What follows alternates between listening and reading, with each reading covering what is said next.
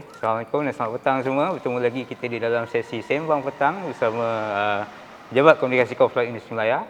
Hari ini kita bertuah kerana kita bersama seorang penulis buku yang baru saja diterbitkan baru-baru ini, dan topiknya pada saya sangat menarik, menambah khazanah keilmuan yang ada dalam negara kita lah, iaitu berkaitan mitos dunia haiwan di dalam alam Melayu. Bersama saya hari ini, alhamdulillah, kita ada Dr. Azharuddin, penulis buku yang saya maksudkan tadi. Mungkin kita boleh mula, Dr. Azhar, sedikit pengenalan dirilah Dr. Azharuddin, berapa lama di sini dan sebagainya. Pertamanya saya ucapkan terima kasih kepada program ni kerana menjemput saya. Minta maaf lah sebab tak dapat hadir sebelum ni atas sebab-sebab yang tak dapat dielakkan. Sebagai latar belakang, saya dah bersama dengan Industri Melaya sebagai kaki tangan sejak 1997. Wow, lama tu. Saya habis tempoh ataupun sesi saya habis 95. Lepas tu saya jadi tutor kerana masa tu ada sistem tutor. Ya, betul. Dan lepas tu saya sambung belajar, buatlah master dan sambung belajar di peringkat PhD dan sebagainya. So altogether saya fikir hampir 25 tahun kot. Orang panggil otai boleh ke? Panggil otai? Mungkinlah dah tahap tu. Kita dah mencecah 50 tahun lebih ni, mungkin dah sampai ke tahap tu kot. Otai ya. Jadi dan saya bersama dengan Jabatan Sejarah Industri Melaya. Terima kasih. Sejak daripada awal. Okey, tanpa buang masa, maybe mungkin doktor boleh cerita sikit tentang buku kita ni. Saya rasa topik dia sangat menarik, doktor. Kalau kita cakap pasal sejarah ni, kita bayangkan macam filem Mak Kilau baru-baru ni kan, pemberontakan Melayu terhadap pemerintahan Inggeris. Tak terbayang pula saya bila bercakap pasal sejarah, kita juga ruang lingkup dia tu mencakupi benda-benda berkaitan mitos ni. Maybe cikgu, doktor boleh start dengan motivasi di sebalik saya rasa, terima kasih. Sebelum saya pergi ke buku tu, saya fikir saya perlu jelaskan sedikitlah. Dah sebut Mak Kilau tadi kan? Betul. Sebab kami di Jabatan Sejarah mempunyai iltizam, bukan sekadar untuk menonjolkan tentang apa yang kita panggil sebagai peristiwa-peristiwa sejarah utama negara. Itu yang wajib diketahui oleh setiap pelajar. Peristiwa tentang kemerdekaan dan sebagainya, itu merupakan antara teras yang paling penting yang ditekankan di Jabatan Sejarah Industri Melaya. Tapi dalam masa yang sama, oleh kerana dia merupakan sebuah institusi pengajian dan research, betul. Jabatan Sejarah juga, kaki tangan termasuk saya sendiri, cuba mengetengahkan perkara-perkara yang difikirkan agak ditinggalkan, membawa ilmu-ilmu yang sebelum ini jarang diketengahkan. Kalau kita nak kata ilmu baru tu tidak, tetapi genre-genre sejarah yang baru. Kita tak boleh nak bertanding dengan medicine, perubatan, dengan sains, kejuruteraan, dengan engineering yang boleh mematenkan segala benda, buatan-buatan produk dan seumpamanya. Jadi apa yang kita ketengahkan adalah untuk memastikan adanya genre-genre sejarah yang baru yang selama ini tak diketengahkan. Saya boleh nyatakan Jabatan Sejarah Industri Melaya merupakan antara jabatan sejarah bukan sekadar nombor 1 di Malaysia, tetapi yang saya fikir anggotanya, kaki tangannya berupaya untuk mengetengahkan perkara-perkara yang sebegitu rupa. Misalnya sebagai satu contoh mudah, kita ada sejarah perubatan. Jabatan Sejarah Industri Melaya satu-satunya jabatan yang ada sejarah menawarkan kepada pelajar sejarah perubatan. Sejarah perubatan sebagai yang sepatutnya bakal-bakal doktor ambil paper tu. Sejarah perubatan, kaitan dengan penyakit dan sebagainya. Dan sebelum saya mengetengahkan berkaitan dengan haiwan, saya sebenarnya dah pun mengetengahkan tentang sejarah perisikan sebelum ini. Dan saya pun dah terbitkan sejarah perisikan sebelum ini. Lebih kurang about 6-7 tahun yang lepas.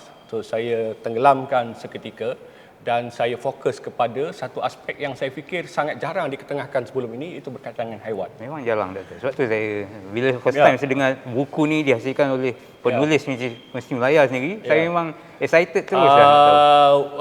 Cerita dia panjang lah, tapi saya ringkaskan kerana sebagaimana yang saya jelaskan tadi, hal-hal yang sebegini rupa sangat jarang diketengahkan. Malah ada di antara kita yang tak pun melihat perkara ini sebagai satu ilmu.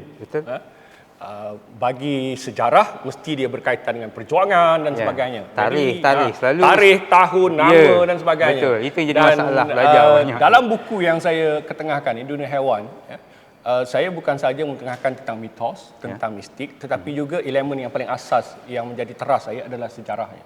Jadi dalam kerangka itu, saya melihat bahawa selain daripada manusia, saya katakan manusia, perkara-perkara yang ada di sekitar kita juga mempunyai sejarah yang tersendiri.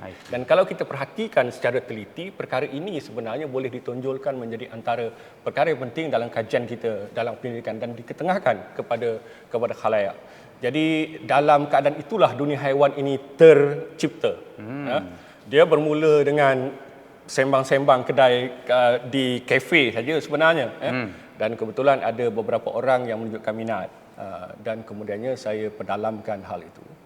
Mengambil masa yang agak panjang juga kerana untuk meyakinkan diri sendiri. Itu yang paling cabaran yang paling besar sekali. Bila menulis buku, meyakinkan diri sendiri bahawa apa yang kita buat ini merupakan sesuatu yang tak pernah diteroka oleh orang lain. Memang tak pernah. Jadi apabila saya mula melihat perkara ini, saya dapati bahawa ada banyak sangat bahan berkaitan dengan ini. Hanya sebahagian bahan saja yang saya gunakan. Oh ya? Dan saya hanya tumpukan kepada 4 jenis haiwan sahaja. Oh. Kalau boleh Doktor kongsi, haiwan apa tu? Saya tumpukan kepada 4 jenis haiwan yang saya fikir mempunyai kedudukan yang sangat penting dalam konteks masyarakat Melayu di alam Melayu. Yang pertama sekali harimau pastinya. Pasti. Yang kedua adalah gajah. Yang ketiga buaya dan yang keempat kuda. Hanya 4 haiwan sahaja yang saya Sang kancil tak masuk Doktor? Sang kancil walaupun dia utama, walaupun dia utama tetapi tidak sepenting 4 haiwan yang tadi. Oh, begitu Ya. Sang kancil hanya menjadi kisah-kisah yang di teladan dan seumpamanya. Dalam konteks mistik misalnya, dalam konteks mitos dan konteks sejarahnya, sang kancil agak kecil sumbangannya berbanding dengan 4 haiwan yang saya ketengahkan. Baik. Kalau saya boleh ambil sikit masa Doktor hari ini, boleh Doktor kongsi sedikit berkenaan perkongsian harimau tu tadi. Dari segi, kita ambil satu haiwan lah tadi, contohnya harimau. Dari segi mitosnya, apakah kepentingan harimau tu dalam masyarakat Melayu? Bagi saya yang paling penting sekali, harimau ni seringkali menjadi simbol kepada kebijaksanaan dan keberanian. Kenapa kebijaksanaan? Itu sebabnya dalam penubuhan universiti-universiti awal akan ada harimau. Elemen harimau. Di dalam jata universiti itu. Universiti Melaya ada berapa harimau? 3 harimau.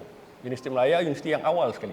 Dan dia merupakan lambang kepada kebijaksanaan dan juga keberanian, ilmu pengetahuan. Universiti Sains Malaysia merupakan universiti yang kedua, ada 2 harimau. UKM ada 1 harimau. Oh, ada makna, Doktor? Ada makna. Saya tak perasan benda tu. Itu asasnya. Dan kebanyakan universiti-universiti yang baru, selepas saja UKM, dia tak ada harimau. Harimau hilang dalam dunia universiti. Jadi elemen ilmu pengetahuan dan kebijaksanaan yang menjadi simbol harimau, yang menjadi yang dipegang oleh orang Melayu itu tidak ditonjolkan dalam jata universiti-universiti tempatan yang baru. Menarik Doktor mention benda tu. Adakah kekurangan daripada 321 tu disengajakan atau tidak disengajakan? Kita tak dapat nak tunjulkan kenapa mereka yang mencipta tu dapat 3 ekor, di situ 2 ekor, 1 ekor. Kita tak dapat. Saya setakat ni masih cari lagi bahan-bahan yang berkaitan. Tetapi apa yang saya fikirkan, kerana pada ketika itu harimau memang merupakan antara simbol penting bagi negara. Malah sejak sebelum merdeka pun harimau seringkali menjadi simbol bagi kerajaan-kerajaan Melayu asal. Dan dalam bendera Malaya pun ada harimau. Jadi harimau Malaya ni merupakan sesuatu yang dah popular. Dan harimau merupakan antara simbol yang paling penting, bukan sekadar keberanian dan sebagainya, tapi dia juga merupakan antara haiwan yang dianggap sebagai raja di rimba. Dalam konteks alam Melayu ni, dia tak ada singa. Harimau lah raja di rimba. Dan ada mistik dia, ada mitos dia. Kita melihat tentang bagaimana kepercayaan masyarakat terhadap, sebagai satu contoh mudah adalah harimau jadian sebagai satu contoh. Dia mengakar dalam masyarakat. Sedangkan peristiwa itu kalau dalam tanggapan moden, dalam ilmu sejarahnya yang sebenar, sangat sukar untuk kita buktikan. Tetapi dia telah mengakar dalam masyarakat. Dan bukan sekadar apa yang ada di tempat kita, di tanah Melayu, tetapi juga sampai ke tempat-tempat lain. Malah kalau dalam konteks dunia, di mana ada harimau, akan ada sahaja kisah berkaitan dengan harimau jadian. Sama ada di India, sama ada di China, sama ada di Burma. Sekiranya ada harimau, akan ada kisah harimau jadian. dan ia merupakan satu kisah universal yang dikongsi secara bersama, sama ada secara sedar ataupun tidak. Oh, That's very interesting kan? perkara baru saya belajar Ya. petang ni. Alhamdulillah. Jadi daripada kajian doktor itu sendiri, cerita yang universal, pengkhususan tentang sifat haiwan itu sendiri dalam masyarakat kita. Jadi macam mana, sejauh mana doktor melihat kepentingan perkara itu dalam kita berkongsi mengenai sifat-sifat keberanian, kebijaksanaan? Tak, dalam konteks sejarah secara Ya. keseluruhannya lah saya fikir. Ya. Kerana buku yang saya ketengahkan ini bukan sekadar untuk melihat kepada haiwan itu sebagai satu jenis makhluk, ya. Tetapi dalam konteks sejarah yang lebih luas, dia termasuk dalam kerangka apa yang kita panggil sebagai environmental history, sejarah alam sekitar, ya, sejarah alam sekitar. Dan haiwan ini merupakan antara makhluk yang menghuni alam sekitar itu. Dalam konteks sejarah alam sekitar, apa yang kita ketengahkan adalah sesuatu yang masih baru di negara ini. Ya, masih baru di negara kita, walaupun dia telah berkembang di tempat lain, dan malangnya di negara kita sambutan terhadap ilmu apa yang kita panggil sejarah alam sekitar ni masih kurang. Ya. Dia lebih diberikan perhatian oleh disiplin lain, geografi, ada alam sekitar ada, tapi orang sejarah ni dia kurang sedikit. Dan orang sejarah ni dia melihat yang lebih kepada konvensional. Ya, sebagaimana contoh tadi lah, nama, tahun, raja, peristiwa-peristiwa kemerdekaan, negara bangsa dan sebagainya. Jadi hal-hal yang sebegini masih agak kurang diberikan perhatian. Jadi dalam kerangka itu, untuk kita memahami sejarah alam sekitar secara keseluruhannya, hal berkaitan dengan dunia haiwan ini juga sangat penting. Wujud satu perbezaan jelas misalnya di dalam kerangka fikir bagaimana orang Melayu berhadapan dengan haiwan, bagaimana pihak kolonial berhadapan dengan haiwan, bagaimana selepas merdeka negara kita berhadapan dengan pelbagai jenis haiwan ini. Ya, itu satu perkara yang berkembang dalam perkembangan sejarah tu. Ada perbezaan-perbezaan yang ketara. Saya pun rasa ada. Ya. Jadi itu diletakkan dalam buku ni. Ada dalam buku ni. Itu di dalam bahagian sejarah tu. Sebagai satu contoh mudah, satu contoh mudah. Ketika zaman sebelum kedatangan pihak barat, kita masyarakat tempatan begitu menghormati haiwan. Kita tak bunuh haiwan sesuka hati. Kita pun tak menggelar haiwan ataupun tak panggil haiwan tu dengan nama dia. Kita tak panggil dia harimau. Bila kita masuk ke kawasan hutan, kita jaga tata tertib dan perbuatan kita. Kita panggil dia dengan nama lain. Kerana ada dalam budaya Melayu, ada yang dipanggil sebagai tebu nama. Apabila kita sebut harimau, kita akan seolah-olah memanggil haiwan itu untuk datang. Jadi kita tak panggil harimau, kita panggil Pak Belang, kita panggil Datuk, kita panggil Nenek. Dan rupanya tebu memanggil nama ini sebenarnya mempunyai kerangka yang besar. Dia bukan dalam konteks haiwan saja, tetapi juga dalam panggilan ataupun kehidupan sosial masyarakat Melayu ketika itu. Sebagai satu contoh mudah, seorang pembesar Melayu tidak menggunakan nama dia sebenar. Dia akan panggil nama gelar dia. Bahaman. Saya tak pasti tentang Mat Kilau. Sama ada nama sebenar dia Mat Kilau itu ataupun nama gelar. Tapi sebagai nama gelar, Maharaja Lela merupakan nama gelar. Kita tak tahu pun siapa nama dia sebenar. Sebagai satu contoh mudah lah. Jadi nama-nama yang sebegini merupakan satu budaya dalam orang Melayu. Kita tak panggil nama dia sebenar, kita panggil nama gelar dia. Hal yang sama berlaku dalam dunia haiwan. Kita tak panggil dia dengan nama dia sebenar. Jadi dalam kerangka itu kita berhati-hati dengan dunia haiwan, dengan haiwan yang ada itu. Kita tak tembak dia, kita tak bunuh dia sesuka hati. Tapi hal ini berbeza dengan kedatangan orang barat. Yang berbeza budayanya. Dia tak fikir dia akan panggil tiger je. Dia akan panggil harimau saja. Dan mereka akan bunuh sekiranya mereka sama ada harimau itu mengganas atau tidak, tetapi demi kepentingan mereka. Mereka jadikan satu sport sebagai satu contoh untuk dapatkan trofi. Membunuh lebih banyak harimau akan menunjukkan keberanian dia. Ini berbeza dengan budaya orang Melayu tadi. Dan hingga akhirnya selepas merdeka, berlakulah apa yang kita panggil kepupusan harimau. Ini merupakan kesan-kesan yang berlaku sejak daripada zaman kolonial sampailah kepada kita merdeka. Menunjukkan kepentingan sejarah tu dalam kita nak mengurus masalah sekarang. Sebenarnya kalau kita ambil aspek sejarah akan membantu ia dari merupakan segi latar belakang yang sangat penting untuk mengetahui tentang isu yang kita hadapi. Faham. Soalan kedua terakhir saya. Doktor ada cakap tadi doktor memilih 4 haiwan yang untuk dimuatkan dalam buku kali ini. Kenapa hanya 4 ni doktor? Sebab saya banyak fikir sangat ke macam mana? Tak, bukan banyak sangat. Saya fikir 4 ini merupakan antara haiwan yang paling penting I see. dalam budaya fikir dan tindakan orang Melayu. Masih ada banyak haiwan lagi. Saya sedang meneroka beberapa jenis haiwan lain. Selain daripada itu, saya dah teroka ular. Saya dah teroka, alhamdulillah saya dah pun terbitkan buku itu, single book berkaitan Berasingan, dengan ular, berasingan. Oh. Dan saya dalam proses untuk menerbitkan haiwan kerbau dan lembu. Dan dalam masa yang sama ada beberapa haiwan lain, termasuklah burung, termasuklah haiwan-haiwan yang dianggap kurang penting. Ayam sebagai satu contoh. Ada juga ya? Well, ayam sangat penting dalam budaya orang Melayu. Kalau bagi contoh aspek sejarah ayam ni, apa Laga boleh? ayam. Satu aktiviti Masa lapang orang Melayu ketika popular. dulu, malah dia bukan sekadar masa lapang, tetapi juga pernah menimbulkan satu peristiwa besar sehingga hilangnya besut kerana laga ayam. Ini asas pada peribahasa yang kalah atau ni tak berkaitan? Ada juga dikaitkan dengan peristiwa itu, tetapi besut dalam sejarahnya hilang. Betul, saya dengar. Kerana laga ayam. Jadi ia merupakan satu peristiwa yang besar dalam sejarah. Jadi peristiwa-peristiwa yang sebegitu. Belum nak ambil kira tentang harga ayam yang semakin meningkat sekarang. Betul. Oleh kerana dia dah berlaku semalam, jadi dia jadi satu peristiwa sejarah. Jadi that's the thing. Semua haiwan yang saya perkirakan merupakan haiwan yang utama saya kelompokkan dalam kajian ini. Dan dalam masa yang sama, sebagaimana saya sebutkan, saya kaji tentang ular dan kaitannya dengan apa yang kita panggil sebagai tradisi ular naga. Dan kebetulan esok saya ada satu seminar di Muzium Negara berkaitan dengan ular naga dalam tradisi Melayu. Bersempena dengan pameran naga di Muzium Negara. Ular naga ni bukan keturunan Cina ke, Doktor? Well, kena datang seminar esok lah.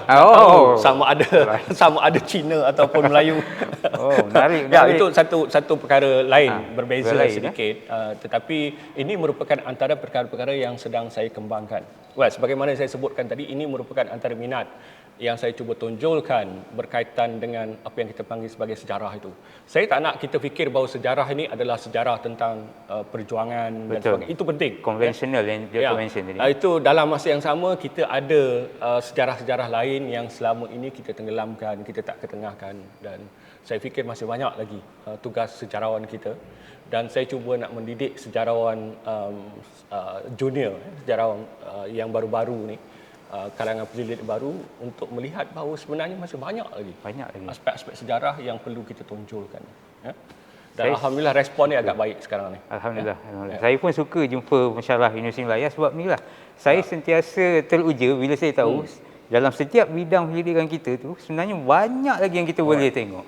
Dan terima kasih kepada doktor yang sudi berkongsi kita mengenai sejarah yang saya kira ramai orang tak perasan. Sebab bila fokus sejarah tu lebih pada mengingati tarikh, mengingati tempat dan sebagainya, fungsi sejarah tu sendiri hilang lama-lama. Dia sekadar untuk habis sekolah saja contohnya. Bagi saya dua lah, satu perkara yang paling penting sebagai seorang warga Malaysia, kita perlu tahu tentang sejarah-sejarah yang penting itu. Asas-asas sejarah itu perlu diketahui, dan itu perlu diketahui dengan mendalam lah, siapa tokoh pejuang dan sebagainya, bagaimana kita mencapai merdeka dan seumpamanya itu. Tetapi dalam masa yang sama kita juga wajar untuk mengetahui tentang peristiwa-peristiwa atau perkara-perkara sejarah yang sebegini rupa. Sejarah alam sekitar dan saya juga mempunyai minat dalam sejarah makanan sebagai satu contoh. Itu dah buku lain, Doktor. Selepas dunia haiwan ni habis, saya akan cuba untuk meneroka food history kalau masih ada kesempatan lah. Saya nak tahu sangat tu. Sebab saya nak tahu kenapa cucur badak tak ada badak. Cucur udang ada udang. Memang luar biasa. Jadi perkara-perkara itu. Sebelum ini dalam konteks budaya kulineri ataupun sejarah kulineri, hanya diketengahkan tentang resipi-resipi. Betul. Tetapi sekarang ini saya fikir sudah sampai masanya untuk ketengahkan sejarah itu. Betul. Jadi kemungkinan besar itu saya menghala ke situ lah sekarang. Saya tak sabar nak tunggu buku tu. Mungkin lambat lagi. Terima kasih banyak Dr. Azharuddin untuk masa anda pada hari ini. Jumpa lagi kita pada sesi akan datang dengan topik yang lebih menarik di Sembang Petang. Terima kasih. Alright. Terima kasih.